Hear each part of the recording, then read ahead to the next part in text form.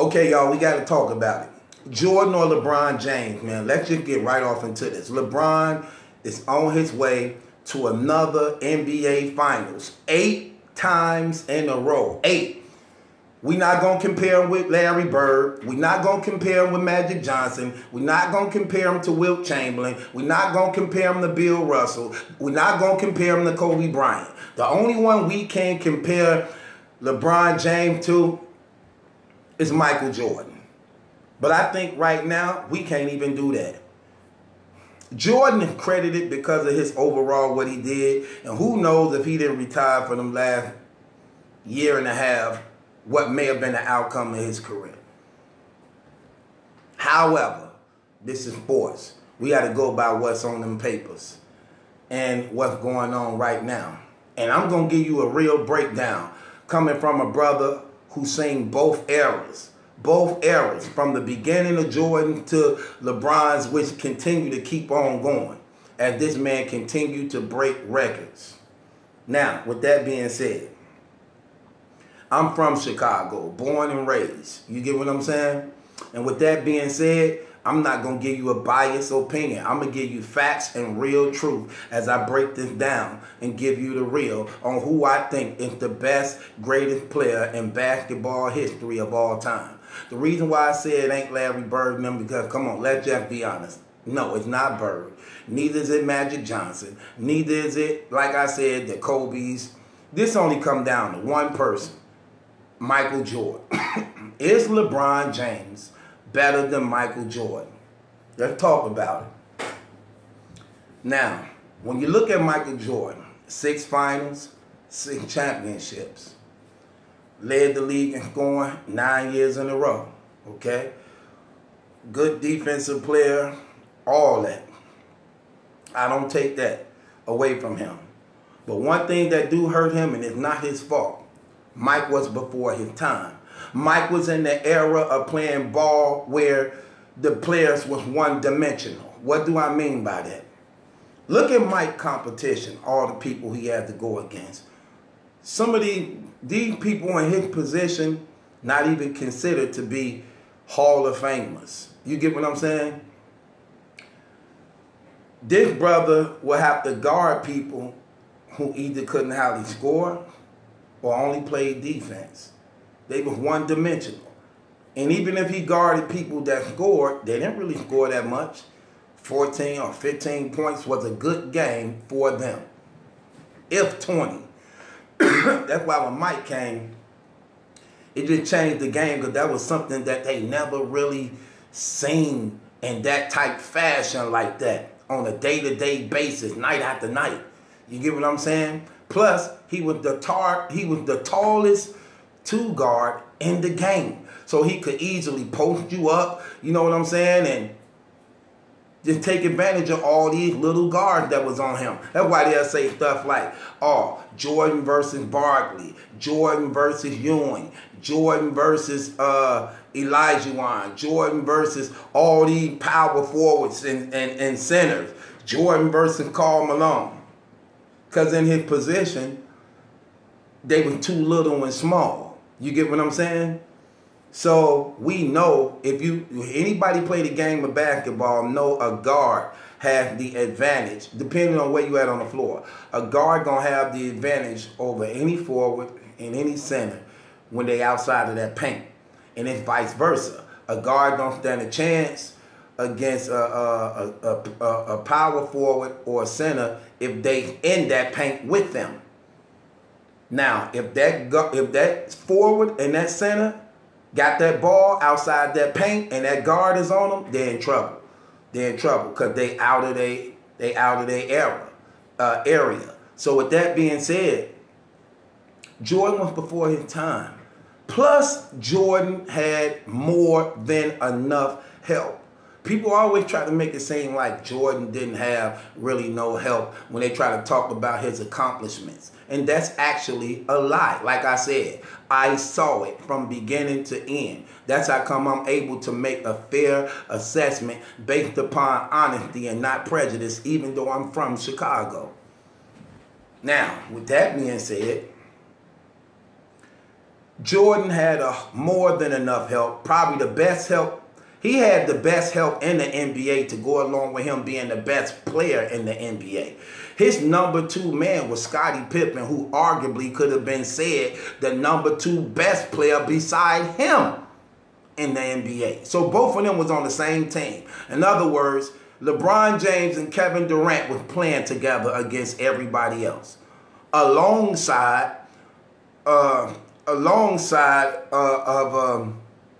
who could I say? Dwight Howard, because Dennis Rodman was a 9-time in a row rebounding leader in rebounding. So they had the best rebounding. So he had the best rebound in the game, along with the best, the second best player in the game behind him. Also, they had the best three-point marksmen, spot-up shooters. And John Paxson, Steve Kerr, Craig Hodges, B.J. Armstrong. So he had the best three-point shooters too, to go along with 3 7-footers. Bill Winnington, Luke Longley, Bill Cartwright. Not to mention Horace Grant, who was one of the best power forwards in the game also. Not including the best probably at that time, overseas foreigner player in the game in Tony Kukoc. How good was that team when Jordan retired?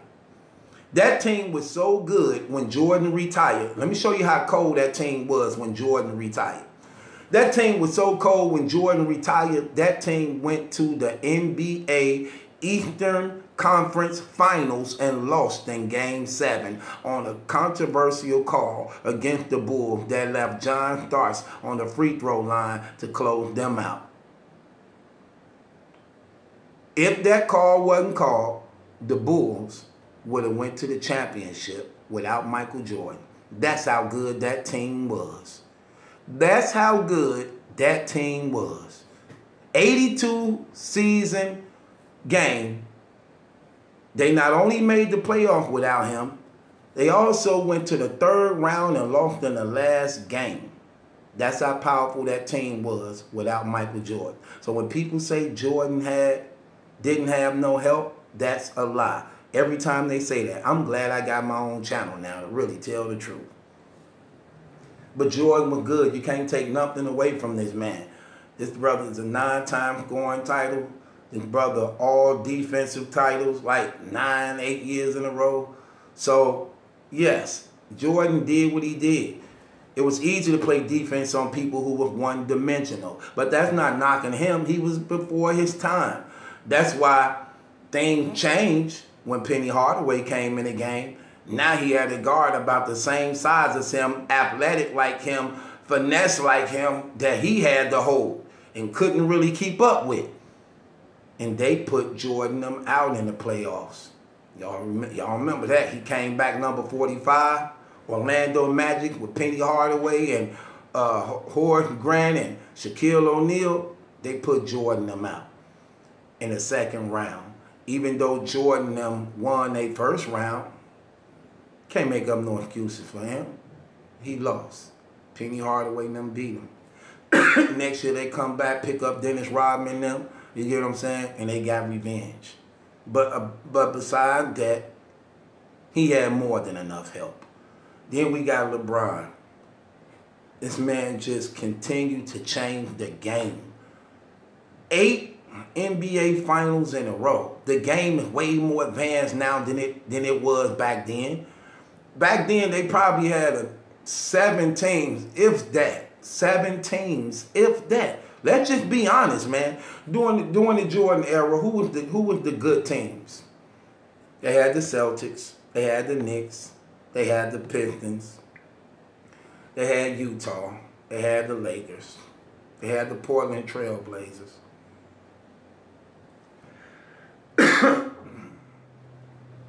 They had, did I say Utah or the Lakers? I know I mentioned maybe one of them. The Seattle Supersonics. They only had like 8 teams. 8 teams back then. You look at the league right now, 30 teams in the league. You got like 26 of them killers. The other team just don't seem like they stand a chance because it's killers everywhere. Every team got 3-4 stars. Killers.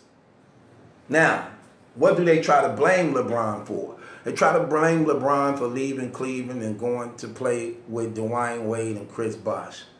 You can't blame him for that because what he was doing was competing and winning all the time until the Boston Celtics ended up coming together as a big three with Kevin Durant.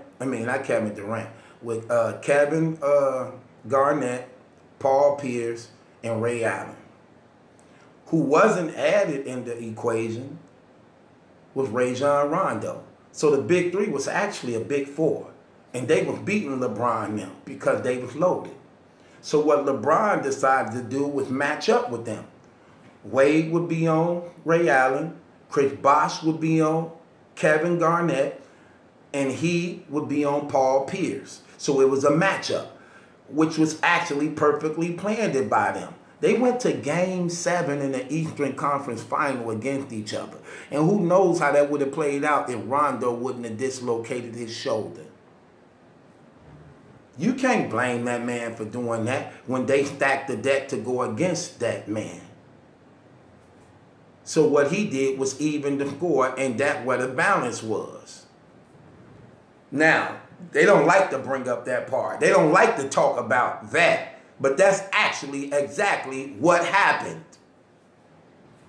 And it still didn't really help them because when they won the Eastern Conference Finals, they lost in the championship against Dallas and against San Antonio once. So with that being said, when you're looking at what LeBron brings to the table from his rebounding, scoring, and defense and things like that, no, he's not going to have the Jordan title scoring when this league is full of scores. This is a guard league. Any team got 2-3 players that make him put up 30 points easily. Easily.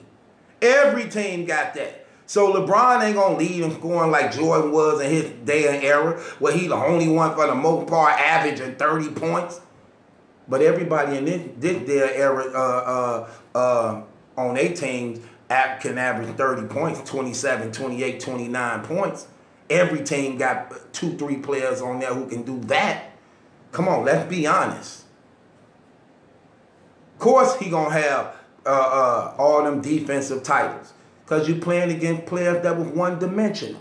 They either could score half decently but didn't have defense, or they either had defense and didn't score at all. Reggie Miller ain't never been known for defense. Neither Mark Jackson.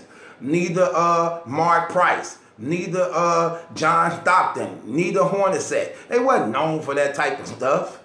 These were the guards that had the whole Michael Jordan. Gary Payton wasn't known as a scorer. They called him the glove. He knew how to play defense. These brothers wasn't scorers like that. So it's easy for Jordan to be the defensive player for all them long times when you're locking down guards who struggle on offense anyway. Let's just be honest.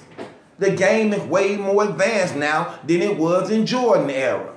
Do you know why? Because the game is patterned after watching them. For instance, Jordan was good because he learned from Dr. J. This is what's documented. He learned from Dr. J. So he took what he learned from Dr. J, added his little stuff in it, and became Jordan.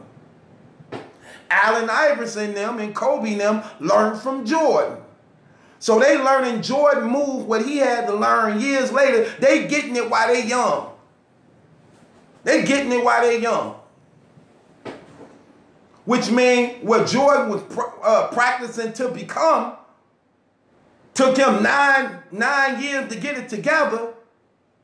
They getting it on a little VCR tape and DVD now. Learning while they 10, 12 years old. How to be a complete Michael Jordan in high school. Which elevated the game higher. Then they got all these different proteins and all these different ways to keep your body healthy. All these different things that they learning now with science and eating right and herbs and all these vitamins and things like that now. So this a whole new era of giants. Jordan was considered a giant in his day of era against them little guards. Now, your point guard got to be 6'6" or better. Jordan was a 2 guard at 6'6". Now today, point guards 6'6" or better. The game way more advanced now. They way more bigger. They way more athletic. It's too many killers everywhere. They basically just abolish white players. You rarely even see white players on team now. They just wipe them completely out. You rarely even see them at all. They probably like 6 of them. And they on the way out. The game way more advanced, man. And LeBron there on every level. This man could go to any team and you automatic a contender for the championship. Let's be honest. Watch this. You take LeBron off the Cavaliers and put Curry on the Cavaliers. What do? They probably won't even make the playoffs. Put Durant on the Cavaliers. What do? You see this Cavaliers team, LeBron? What would they do? They wouldn't have made it. They wouldn't have made it. That brother taking care of his business and still got a good, strong, solid 3-4 years left. Maybe 5. This man just played 82 games in like his 15th season, 13th, 15th season. Come on, man, get up out of here. And showing no sign of slowing down. Usually when you play them many years, you begin to decrease. Your body began to fatigue and give in. This brother stayed injury-free, playing the most minutes he ever played in his career. Come on, man. Any change in the game. This brother on the way to his 8th final appearance in a row. 8 finals appearances in a row. Come on, man. You got to give that man his credit. You got to give that man his credit. He taking care of business and getting it done, man. And you talking about putting a team on your back and doing what you got to do. And then some people may say, well, Jordan had the killer instinct. Bron got a killer instinct. Ain't no way he ain't got no killer instinct when his brother averaging 40, 11, and 9. How you don't got a killer instinct averaging 40, 35 points in the playoffs? Like, come on, get out of here. But he played the game of basketball the way it needed to be played. He know when to be selfish, but he also know when to trust in his players. That's what they out there for. Let's keep it real. All these players who we playing with, these are multi-millionaires that get multi-million-dollar checks to do a job that they were put on that roster to do. So when he got Kyle Korver out there, J.R. Smith out there, Green out there, Kevin Love out there, and he done got the double up and he went to the hole and 2 people on him and he kick out to that shooter, no matter what the time on that clock. It's their job to knock that shot down, man. And they ain't gonna never get it right if they ain't got a player or a leader who believe and trust in them, and that's what a real leader do. That's what a real leader do. So when people try to say, like Stephen A. Smith now, or Jordan had the killer instinct, LeBron got it too. LeBron just a little bit more wiser to the point where he go for the best probable option that's out there on that floor rather than really forcing things. And that's what you're supposed to do, man. That's how you play the game of basketball. That's how you play. And one thing he got that's not on the stat sheet that really means a whole lot in the game of basketball. When players want to play for you. When they want to play for you. Unlike Kobe. See what I'm saying? Unlike Kobe. When players want to play for you. when they getting up and down the court, because they know you're going to reward them with the ball. They know you're going to encourage them. They know that if they open, you're going to get that chance. And if they miss, you're not going to cuss them out. You're not going to be mad at them. You're not going to be screaming and hollering. Man, you got to give that man his respect, man. He definitely leading by example, taking care of business, and that's why he continued to be successful. That's why he know how to maintain and take care of his body and not getting them injuries, because he's not forcing nothing. He preserving his body, and he allowing his team to play the game of ball the way it's supposed to be played, and they having fun while doing it at the same time being successful. Can't knock that man for that, man. That brother taking care of business, handling his business, man. Ain't nobody in the NBA is better than this man in ball. This brother been dominating the game for over the past 10 years straight, and don't show no signs of slowing down. I don't believe in rewarding people with trophies and all these awards and titles when they not working for it. You give it to the person who working for it, because that's the one who deserves it. That's why I ain't respect the Kevin Durant thing when he left and went to Golden State. Come on, get up out of here. They just won the championship the year before that. Like, what are you doing? They just broke the NBA record. You free. You free. So, of course, you going like, oh, he's going 35 points. You free. You free. You running around and you got Steph on the other end, Klay Thompson on the other end, Iguodala on the other end, Draymond Green on the other end. Only 5 players could be on the court. Man, all y'all shoot for free. But when LeBron come in, everybody know that's the man. So he go to double team, he go to triple team. Make his teammates beat you. Don't let him beat you. He got to work harder. He got to play harder. Y'all get breaks and get to sit down. Durant get to come in and sit down. Why? Because Steph Curry and Klay Thompson, them going to carry the load. Steph get to sit down. Why? Because Durant going to carry the load, and Draymond Green, they getting all these breaks. This dude got to stay in the game, because if you sit him down, the other team going to go up by 10 points. So he got to play all these minutes, stick all these different guys from the 1 position to the 5th position. Man, get up out of here, man.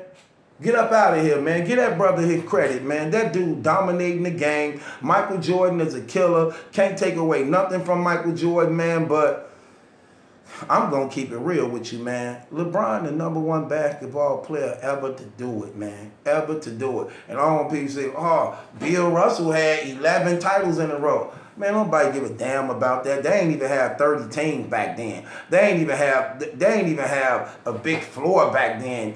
Them probably was the tallest people in the game at that time. And he wasn't even an offensive player. All he played was defense. Ain't got no records on nothing. That's the only record he known for. Get up out of here. No, we not doing that. We not doing that. Especially in a league full of all little white boys. Like, get up out of here. Man, please. These 2 black dudes in there dominating the game. Wilk and Bill Russell.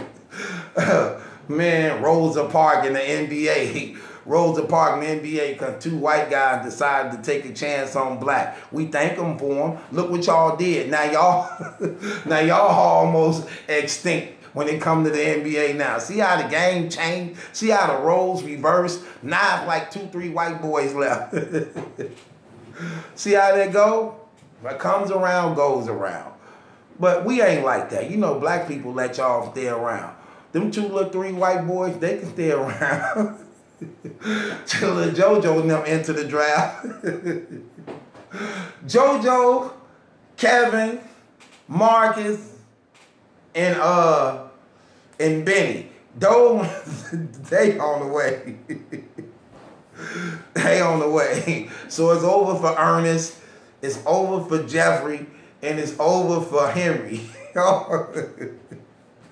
It's over for them. So, LeBron, hands down, #1 basketball player to ever live and do it. Give him his credit. History is being made. I'm just blessed to be a part of it, to see it, to witness it with my children. And if God permits life to continue going for that man and us, we gonna see more records continue to get broken by that man. And that being said, it's battle truth. It ain't my judgment that's in question. It's yours. LeBron James over Michael Jordan. Any day. Any day right now. Right now. Now, 2 years ago, it could have been a nice argument. But after this, you have to sway. You have to sway. You have to sway towards LeBron James. Come on, man. This man this man just went to the championship playing with Tristan Thompson, Kyle Korver,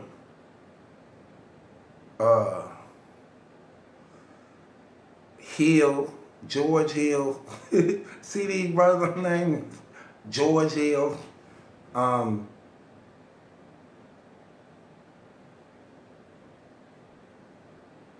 Who the rest of them brothers?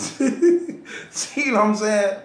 Come on, man. Get up out of here. LeBron James, #1 over Michael Jordan. Jordan #2, LeBron James #1. This is battle true. Ain't my judgment, that's a question. It's yours. Shouts out to LeBron. Greatest basketball player that ever lived and still alive.